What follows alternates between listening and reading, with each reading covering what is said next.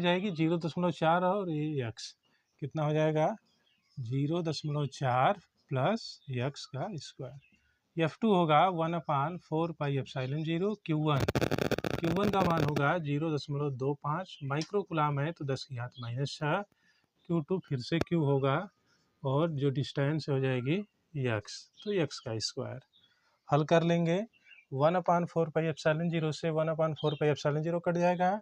10 की घात 6 क्यू से 10 की घात -6 से 10 की घात -6 क्यू से क्यू कट जाएगा। तो हमें इधर मिलेगा 1/0.4 प्लस x का स्क्वायर बराबर इधर बचा आपका 0.25 और बटा में x स्क्वायर।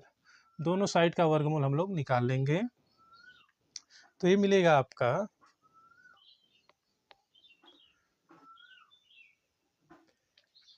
ऊपर एक का एक ही रहेगा, इसका हो जाएगा 0.4 प्लस x बराबर 0.25 का रूट हो जाएगा 0.5 और x स्क्वायर का हो जाएगा x। आगे बढ़ाते हैं,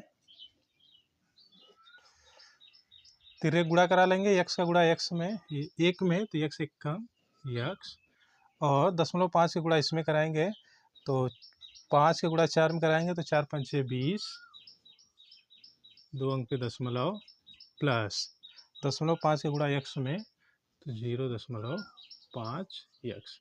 इसको इस साइड लाते हैं तो हो जाएगा ये x माइनस 0.5 x बराबर 0.20 या x में से 0.5 x घटा तो बच गया 0.5 x बराबर 0.2।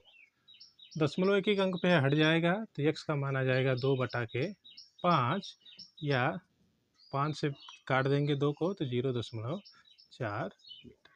यानी दूसरे आवेश से 0.4 मीटर दूर एक अन्य आवेश रखेंगे तो उस पर कोई बल नहीं लगेगा। इसे आप लगा लीजिए।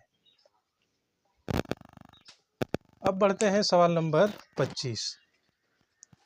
सवालें सभी आपको कराई जाएंगी तो सवालों की चिंता करने की 1% आवश्यकता नहीं है। आप लोग बस सपोर्ट करते रहें, सब्सक्राइब करते रहें, शेयर करते रहें। सवाल नंबर 25, 5 × 10 की घात -4 कूलाम आवेश पर 2.25 न्यूटन का बल कार्य करता है, उस पर वैद्युत क्षेत्र की तीव्रता ज्ञात कीजिए। सवाल ये भी काफ़ी अच्छी है।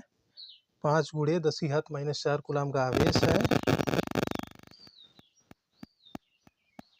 सवाल नंबर 25,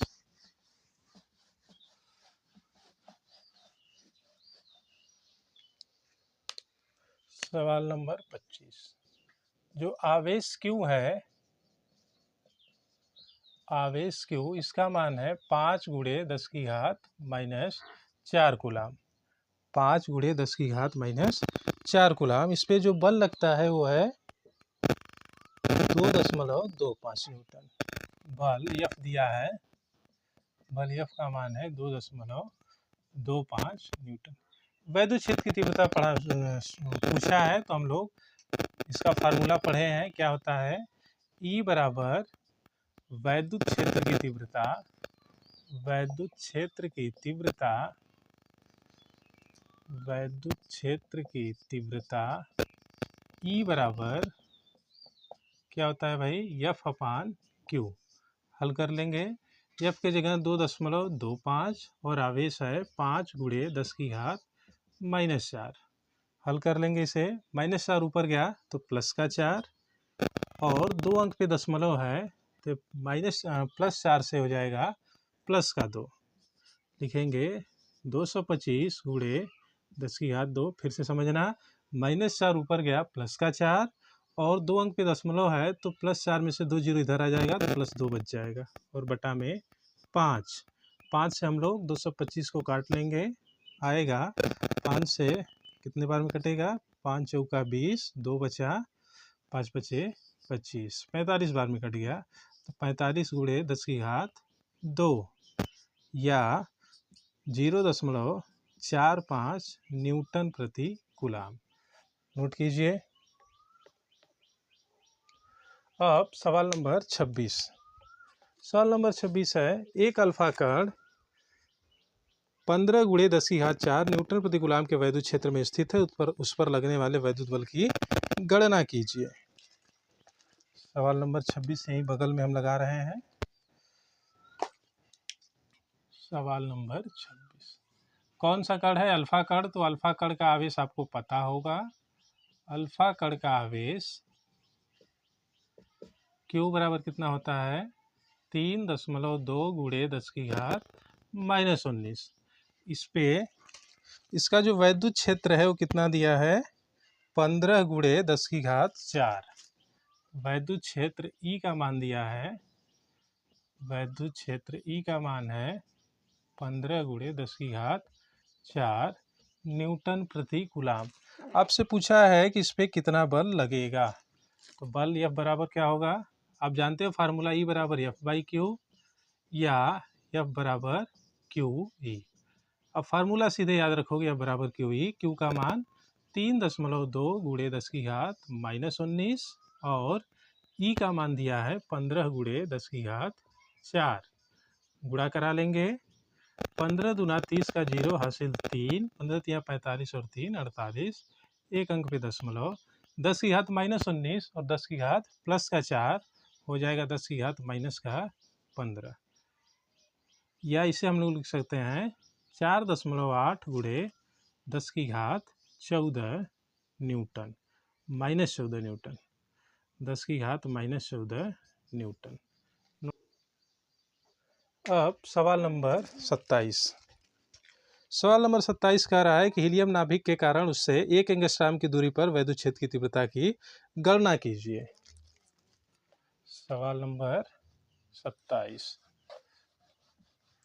हीलियम नाभिक का है चाहे अल्फा कण का है, आवेश उतना ही रहना है। तो हम लोग देख लेंगे हीलियम का आवेश कितना होगा, 2 प्रोटॉन या 2 इलेक्ट्रॉन के बराबर होता है 2e, या इसे हम लोग लिख सकते हैं 3.2 गुणे 10 की घात -19। अल्फा कण का जानते ही हो, या हीलियम नाभिक का 2 इलेक्ट्रॉन या 2 प्रोटॉन का आवेश होता है। तो हमने क्या कर दिया, ई का मान 1.6 गुणे 10 की घात -19, 2 का गुणा कराया तो 3.2 गुणे 10 की घात -19। और इसका दिया है वैद्युत क्षेत्र, नहीं दूरी दिया है, दूरी दिया है 1 एंगस्ट्रॉम। आर का मान दिया है 1 एंगस्ट्रॉम। एंगस्ट्रॉम का मतलब 1 गुणे 10 की घात -10 मीटर। अब से वैद्युत क्षेत्र पूछा है, तो वैद्युत क्षेत्र E बराबर 1/4 पाई एप्सिलॉन 0 Q/r² रख देंगे। इसका मान होता है 9 गुणे 10 की घात 9, 1/4 पाई एप्सिलॉन 0 9 गुणे 10 की घात 9। आवेश Q है 3.2 गुणे 10 की घात -19 और दूरी है 10 की घात -10, इसका हो जाएगा स्क्वायर। 32 में 9 का गुणा करा लेंगे हम लोग, तो 9 दूना 18 का 8 हासिल 1, 9 तरीके 27 और 1 28, एक अंक पे दशमलव लग गया।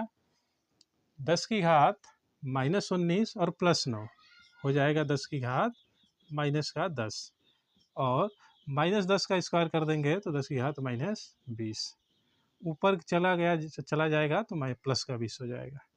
रिजल्ट आ जाएगा आपका 28.8 गुणे 10 की घात प्लस का 10, या 2.88 गुणे 10 की घात 11 न्यूटन प्रति कूलाम।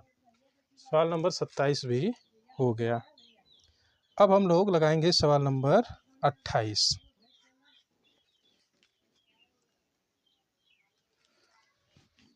सवाल नंबर 28 कह रहा है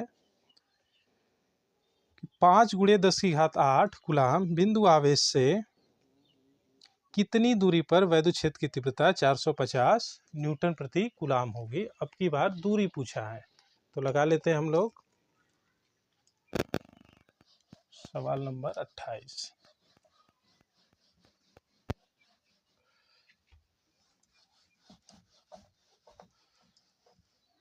सवाल नंबर 28 है,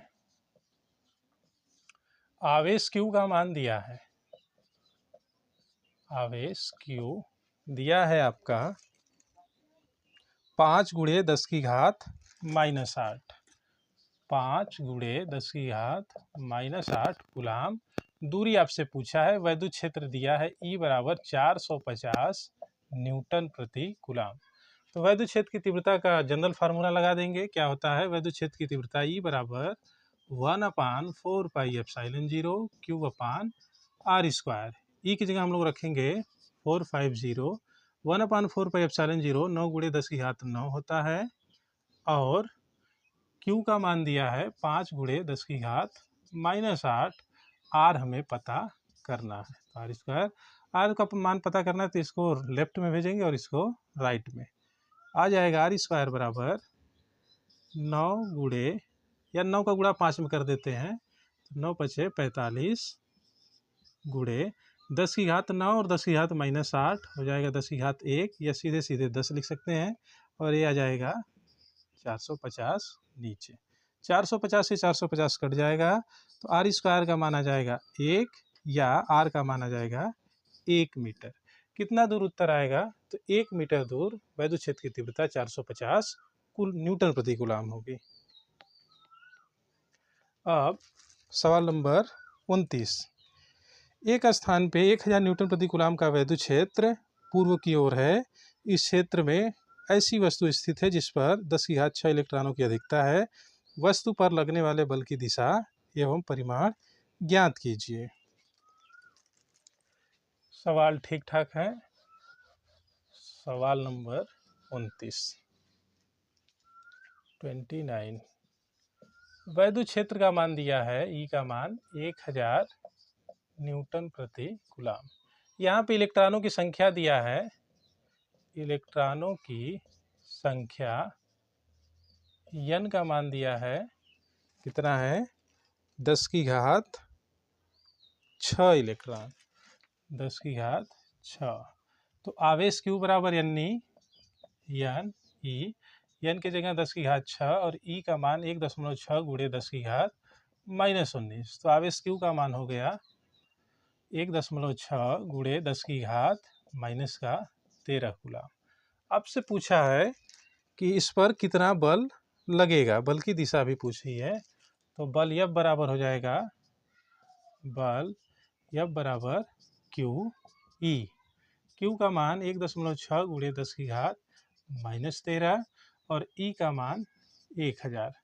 3 जीरो इसमें से और कम हो जाएगा तो बल का मान आएगा 1.6 गुणे 10 की घात -10 न्यूटन। आपसे बल की दिशा भी पूछा है तो निश्चित रूप से वैद्युत क्षेत्र पूर्व की ओर है तो जो बल है पश्चिम की ओर लगेगा। परिमाण आई गया 1.6 गुणे 10 की घात -10 न्यूटन। इस प्रकार 29वां सवाल भी हो गया। अब हम लोग सवाल नंबर 30 लगाते हैं। पढ़ दे रहे हैं। 3 माइक्रोकूलाम के किसी बिंदु आवेश से 2 मीटर की दूरी पर -2 माइक्रोकूलाम बिंदु आवेश वायु में रखा है। इन दोनों आवेशों से 1 मीटर दूर स्थित बिंदु पर वैद्युत क्षेत्र की तीव्रता का मान और दिशा बताएं। सवाल नंबर 30।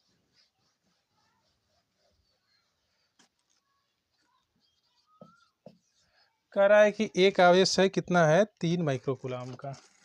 एक आवेश है 3 माइक्रोकूलाम का और इससे 2 मीटर दूर एक अन्य आवेश है -2 माइक्रोकूलाम। कह रहा है इन दोनों आवेशों से 1 मीटर दूर बिंदु पर वैद्युत क्षेत्र की तीव्रता का मान और दिशा को बतानी है। दोनों आवेशों से 1 मीटर दूर यहीं बीच में आएगा। ये पॉइंट हमने P मान लिया, इससे 1 मीटर होगा और इससे भी 1 मीटर होगा। इस पे आपसे वैद्युत क्षेत्र की तीव्रता और दिशा पूछा है। देखिए इस बिंदु P पर +3 माइक्रोकूलाम आवेश के कारण जो वैद्युत क्षेत्र होगा प्लस से दूर होता है। तो इस पॉइंट पर इससे दूर जाना है, आपको इससे दूर जाना है तो इस साइड जाना होगा। इसको हमने मान लिया E1। इसके कारण वैद्युत क्षेत्र हमने माना E1 है और इसके कारण E2 है। तो इसके कारण जो वैद्युत क्षेत्र होगा इस पॉइंट पे इस साइड होगा प्लस से दूर और माइनस की ओर होता है। तो इस आवेश के कारण जो इस पॉइंट पे वैद्युत क्षेत्र होगा माइनस की ओर यानी इसकी ओर होगा। तो E2 की दिशा इधर हो जाएगी। दोनों की दिशा समान है, परिणामी जब भी हम लोग निकालेंगे जोड़ देंगे। तो लिखेंगे दोनों के मध्य बिंदु पर या दोनों से 1 मीटर दूर लिख देंगे। दोनों से 1 मीटर दूर परिणामी वैद्युत क्षेत्र E बराबर होगा E1 + E2। क्यों प्लस किए हैं? क्योंकि दोनों की दिशा समान है। E1 का मान 1/4πε0 Q1 बटा R1 स्क्वायर, E2 का मान 1/4πε0 Q2 बटा R2 स्क्वायर। 1/4πε0 दोनों में कॉमन है, कॉमन कर लेंगे तो आ जाएगा 1/4πε0 Q1 by R1 square plus Q2/R2 का स्क्वायर। वैल्यू पुट करते हैं। 1/4πε0 का मान होता है 9 × 10⁻9। Q1 3 माइक्रोकुलाम है तो 3 × 10⁻⁻6। दूरी 1 मीटर होगी क्योंकि टोटल डिस्टेंस 2 मीटर है, तो मध्य बिंदु से या बीच में 1 मीटर पूछा है तो 1 का स्क्वायर हो जाएगा। प्लस दूसरा आवेश है -2 माइक्रोकुलाम यानी 2 × 10⁻⁻6 और बटा में इससे भी 1 मीटर दूरी है तो 1 का स्क्वायर। 10⁻⁻6 कॉमन कर लेंगे तो 3 और 2 कितना हो जाएगा 5 हो जाएगा। 9 × 10⁻9 गुणे 3 2 कितना हो गया 5 × 10⁻⁻6 या सीधे सीधे लिखेंगे तो 9 × 5 = 45 गुणे +9 - हो जाएगा 10⁻³ न्यूटन प्रति कूलाम। तो होगा 45 × 10⁻³ न्यूटन प्रति कूलाम। दिशा कहाँ होगी? तो जब दोनों की दिशा इधर है तो परिणामी की भी दिशा इसी साइड होगी। लिख देंगे 45 × 10⁻³ न्यूटन प्रति कूलाम किसकी ओर? न्यूटन प्रति कूलाम का वैद्युत क्षेत्र होगा और इसकी जो दिशा होगी E2 की ओर यानी -2 माइक्रो कूलाम की ओर। नोट कीजिए। तो बच्चों आज की वीडियो में इतना ही। आगे हम लोग अगली सवाल नंबर 31 से अगले वीडियो में करेंगे। तब तक के लिए धन्यवाद। आप लोग वीडियो को ज़्यादा से ज़्यादा लाइक, शेयर और सब्सक्राइब करें। धन्यवाद।